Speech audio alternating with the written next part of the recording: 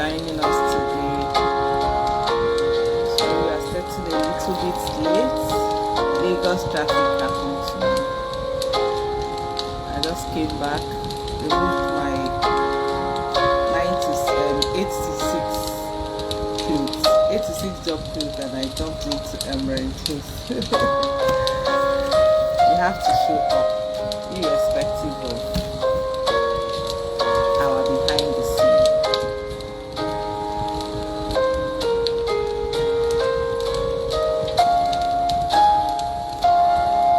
If you join us, say hello, say hi. I'm going to be very brief today because I'm tired.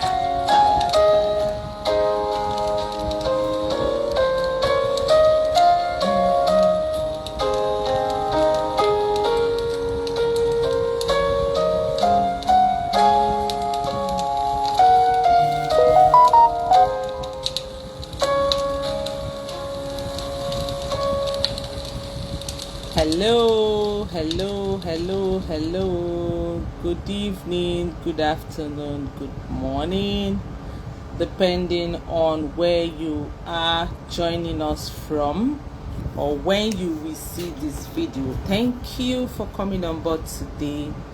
Today is day 13 of 27 days to mastering marriage webinar, and we are here today to talk about another sensitive, important topic that will help you in building your marriage foundation if your marriage is between 0 to 5 years. But before I go right in, I want to remind you of our 2026 project powered by Emren. Emren is Marriage and Relationship Empowerment Network Forum.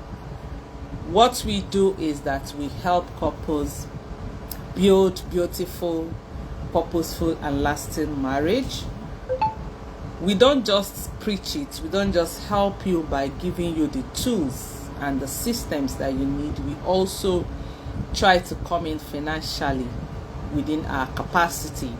Emren is a registered NGO, and every year we try to pick up a particular project. So this year we are doing hospital visitation, where we are going to be visiting 6 hospitals in 6 different states, and each of these hospitals we are going to be putting smile on at least 3 families' faces by clearing their hospital bills and giving them some baby essentials. Now this is strictly going to be for newborn, for new mothers and new fathers. Yes, whatever we are doing, their husbands has to be involved, because Emren is for family, the husband, the wife, and the children. So the father will be involved in whatever we are doing. We are going to be clearing it. So if you want to key into this project, I beg you, please, you will see our official account number under this video. Please, any amount you can afford will be highly appreciated. But if you want to give us new baby essentials, we will appreciate that. Please, new things for the new babies. God will bless you as you do this. Please help us to put smile on these families' faces. We can't do it alone. Your support will go a long way. And we are saying thank you to every soul, every hand, every pocket that is blessing this project this year. God will bless you and keep you and replenish your pockets. So I'm going to be going into the topic we have today, and my topic today is why apology without healing doesn't last. Remember, what we are treating all this while for the few days now is pillar 1 of my framework, which is Heart's framework, and pillar 1 is healing the individual, because we understand that beautiful marriage starts with you. Purposeful marriage starts with you. Lasting marriage starts with you.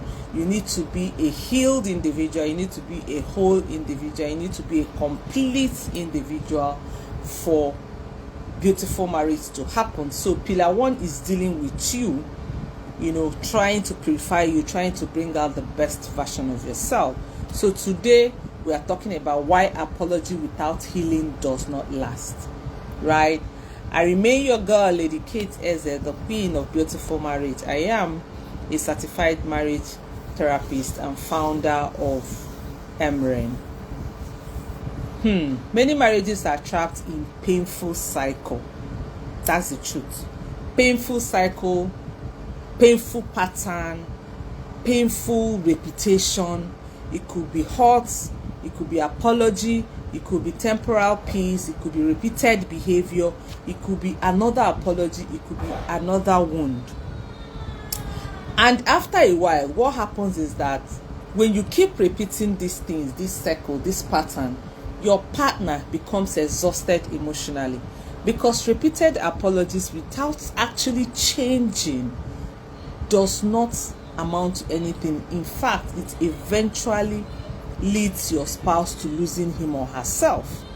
That's the truth. You can't continue apologizing and doing the same thing. It's not going to work.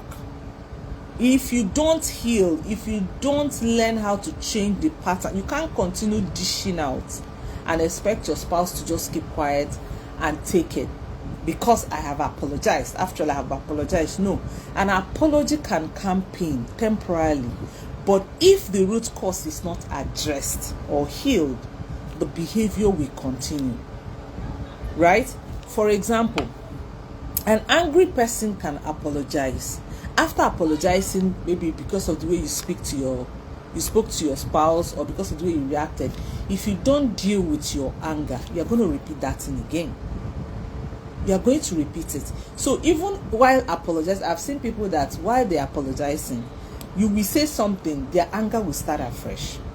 So you can see your apology will not last. An insecure person can apologize, but if you don't work on your insecurity, it's not going to last. If you're a disrespectful person and you disrespect your partner, you do some things that they don't like, they complain about it, you apologize, and then you repeat it again, it will not last. Someone that has childhood trauma, someone that is suffering from environmental trauma or past relationship trauma, if you don't deal with that trauma, you will keep doing the same thing and you will keep apologizing, and it gets to a point it will get your spouse exhausted. So that's why sometimes you apologize and your spouse will not take it, because hey, I am tired, I keep hearing the same thing. You do something and then you apologize, you repeat it again. So you need to trace the root cause of why you are doing what you are doing. That is when the apology will last. Now, I want to give you 5 signs why your apology will not last. Number 1 I'm going to be talking about is like the same issue will keep repeating itself. You can't continue giving the same issues, the same pattern repeatedly, then your apology will not get to your spouse. So you need to sit down, identify those things that you are doing that your spouse does not like. Write them down. If you don't know, have a conversation with your spouse to understand the pattern that you keep dishing and you keep saying sorry. Sometimes you will say sorry and your spouse feel like, is that an insult? At some point, the insult becomes, this sorry or apology becomes an insult. So why it is not lasting, why your spouse is not taking your sorry serious, is because the same issue you are talking about, you keep repeating it. And number 2 is that there's a regret for no actual transformation. Yes, you regret what you did. Yes, you regret the way you spoke to the person. You regret cheating on the person. You regret not doing some certain things. But the question is, did you seek for transformation? Did you genuinely feel bad? Did you genuinely apologize? If you genuinely apologize, then we should see the transformation. You cannot apologize for coming back late from work today or late from anywhere today. Tomorrow you will come back by 12. Maybe you came back by 10 o'clock or 12 or 11 o'clock. Your spouse complains. You say sorry. And then tomorrow you come back by 12. Then your apology doesn't make sense. You cannot continue. You can't, insult your husband today. And maybe he complains. You say sorry. Then tomorrow you repeat it again. Then it's mockery. You are not regretting. You are just regretting your action, but you're not allowing yourself to be transformed. You are not allowing yourself to learn. You are not allowing yourself to, to grow. then I'm sorry, your apology will not last. Number 3 point is that your spouse will no longer believe in your words. Like, the trust will die when apology becomes a pattern. They won't believe your words. You're going out, you tell them you're coming back by 10 o'clock. They will say, that one, don't worry. Anytime we see him or her. Right? So they won't believe in your words. Even when people call them to say some things, they will not believe it because you have made it. Lies has become part of you. I teach my children and I tell them that you need to be at a level where even if somebody calls us today and say, this person did this, we know what you can do. As I am now, if you call my father and tell him some things, he knows what I can do and what I cannot do. And he will stand and tell you, no, Kate Nwam did not do this one. Yes, she did this one. So you need to be at that level where your spouse can take your words. Anything you say, if you are coming back and you tell your spouse that you're on traffic, like this evening, we left office, and as at 7 o'clock, I was already very close to my house. And I called the children, I said, we are coming back. We are close to the house, do this, do that. We eventually spent another 1 hour, 30 minutes on the junction to my house because of truck and co. So the question is, if I am dealing with my spouse, I was with my spouse in the car. If I tell my spouse, if I had called him and said, oh, I am so pleased, and then he's waiting for me 1 hour, 30 minutes, will he still believe that I'm in that traffic? It is how I have built either my lies or my truth with him that will make him either to believe or not. Some people will say they are going to somewhere. They will branch. Your spouse will carry it in mind that you went left without knowing that you went right. At some point, they will know, okay, you said you are going to say Suleri. Somebody is calling your spouse to tell your spouse they saw you in Festac. And then you think that tomorrow when you tell your spouse you are going to say, maybe you are going to Abado or where, the person will believe. The person will not believe because, your words, they can't trust your words anymore. Do we even want to talk about money? Some people, when it comes to money, they will lose themselves. You went to school. Your children's school is 50,000 naira. The what do I call it now? Behind adding money to that school fees is what I am yet to understand. And people will stand to say it is because. There is no because. It is about you. It is not your spouse. Some people will say, the man is stingy or something. It is about you. It is about you not being a healed person. Because if you're a healed person, if you are a pure person, if you're a whole person, there's no reason why you should add anything to something you want to buy for your spouse. You want to do, you guys are the same. I don't know how people see it, but as far as I'm concerned, I am one with my husband. If I'm bringing out anything from my husband's pocket, it's also my pocket. So I don't know why I should lie. Even if I lie, I will still go to the same pocket and pick the money.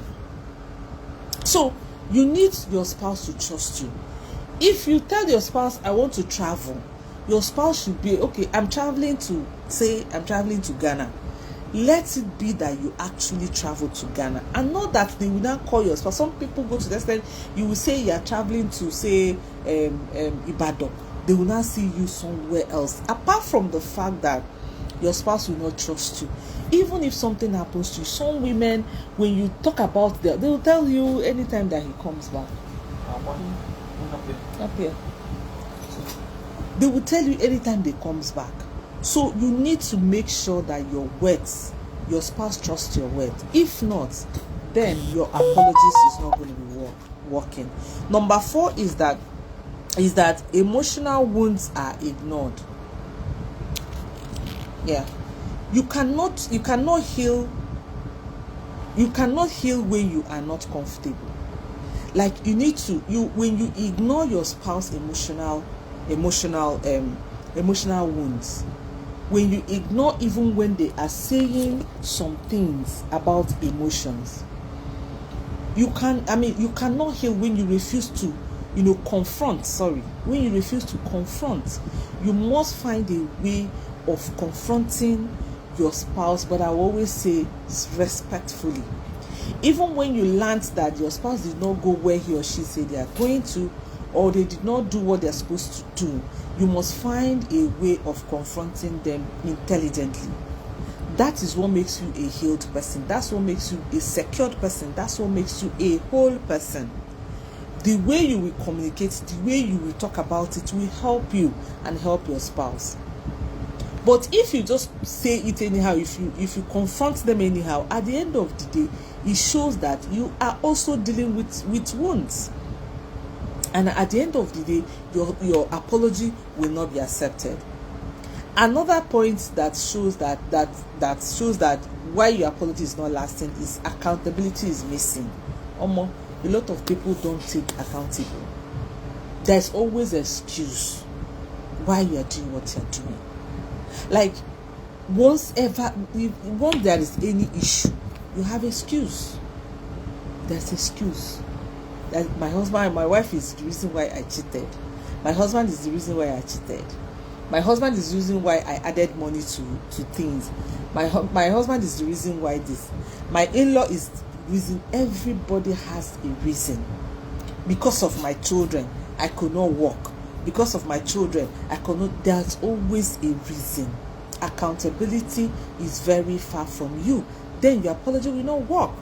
Because while you're apologizing for something, you must take accountability of that thing. You don't apologize and then remind the person that if not that you did this, I will not do this. No, you're an adult. You have control over what you can do, but you don't have control over what people can do to you, right? So you need to take control. You need to take that responsibility. Don't blame anybody for your mess up. Don't blame anybody for your mess up. If you mess up, if you do anything wrong in your marriage, accept the fact that you did something wrong and apologize genuinely. Don't push the blame on your spouse. If you continue pushing blame on your spouse, be rest assured that your apology will not last, because the moment you are doing apology and then you say it is because you have killed that apology. You have killed that apology. Now, so I want to give you further example. A husband who grew up in a harsh environment may become emotionally cold in marriage. So you need to understand this and start seeking help. I hear some women come to tell me that my husband doesn't discuss anything. My husband does not, come out. Sometimes I ask him what is wrong with him. I notice that he's cold. I notice that he's quiet. But when I ask him, he will not tell me. Babes, your husband grew up in a harsh environment. He grew up where he's not allowed to express. A lot of men grew up in such environment. So the first thing we do when we have such couple for counseling is to trace background. And by the time you start tracing background, you will see that he probably grew up in a place where he can't talk, he cannot express himself. I tell my women, especially those women that are married to those men who did Nwaboye. You see all those are brothers that served people in all this Onitsha, Idumota and different places. You guys need to understand that your husband served in a very, very, very harsh environment. The training is so tough. Sometimes when I go into markets, about when I was in fashion, actively, if I want to buy some fabrics, you will see a young man of say maybe 18-20 years. The heap of fabric that guy would bring down for me to buy probably maybe 5 patterns. And after buying it, he will start taking them back one after the other. Those guys can stand up from morning till night. And then when he comes back home, you expect him to be petting you, expect him to understand that he will not understand. Or did you watch those that did Nwaboye in Onitsha, that we carry a keg of water from ground floor to 5th floor, 7th floor, 8th decking? How many times after the day's job they come back and still serve 7 boys with the family and everything, and you expect the person that when they get married to you, they will I'm sorry, it doesn't happen. Yes, they expected to learn, but you need to also cut your expectation. In that way, the apology will last. A wife who experienced, another example is that a wife who experienced betrayal before marriage will turn to a monitoring spirit in marriage. Yes, a lot of women were betrayed. They noticed that, like I saw one of my members in the married group that just got married. The marriage is like about 3 months. You found out that the husband is sleeping around. Unfortunately, when they were dating, they practiced no sex. But she was not clever enough to know that while you're practicing no sex, your husband to be was busy sleeping around. So such a woman now got into marriage. Okay, it happened to the ex-boyfriend. And then when he now got married, right? When he now entered into marriage, the lady became a monitoring spirit. He became a monitoring spirit, always monitoring the husband's phone. And the husband was like, why are you always monitoring me? But she shared it with me and said, the man I dated, while we are practicing no sex, he was busy sleeping around. So that alone can also make the person to become very, very, erratic in marriage if they didn't get healing. Another one is unresolved childhood wound. It becomes, if you have that unresolved childhood wound, there's always tendency you always seek validation. You want to hear from your spouse about how he loves you, how she loves you, or how she respects you, and all that. There's always there. So without healing these wounds, your apology will not make sense to your spouse, because you can't continue apologizing. As you are closing mouth from apologizing, you are repeating the same issue. Some people have that pattern. So tomorrow I'm going to be talking about something also very important that relates to the topic of today. And tomorrow I'm going to be talking about the 5 ways to move from apology to healing. You can't continue just apologizing. You have to move forward to healing. You have to move to a better person. You have to move to a better version of yourself, so that your spouse will not continue suffering your baggage. Very important, because if you don't do that, the tendency that your spouse will get exhausted is very high. And once they get exhausted, they get checked out emotionally. Thank you so much. I believe that you have learned something today. And don't forget, our webinar is coming up on 27th of this month. In that webinar, I'm going to be teaching you why you struggle and what you need to do in your marriage, especially if your marriage is between 0 to 5 years. Come, let's lay a foundation that will take your marriage to 25 years. I want to believe that you've learned something. If you have, please share this video. And if there's any question you want to ask, you can either send me a personal message, or you can drop it under any of the videos. And if you have not watched our day 1 to day 12, please go and look for it on my page and listen. There are so many topics that we have treated. And don't forget to meet me again tomorrow by 9 o'clock West African time, while I pray that Lagos traffic does not happen to us, so that we'll start on time. Thank you so much for being here. I appreciate you. I love you, and I celebrate your marriage. Don't forget that every marriage has the tendency of being beautiful again if the people in it becomes intentional. It is possible. If you think it's not what you can do alone, if you think you need one-on-one session, or you need a group session, or you need me to talk to any group of your choice, you can always reach out. Let's build beautiful marriage together. Remember, a beautiful marriage translates to a beautiful society. Thank you again. I'll see you tomorrow. Bye. Thank you for joining me, Omai and Uju Anosi. Thank you so much for joining me. I can see you guys. God bless you. I hope you got value this night. Bye.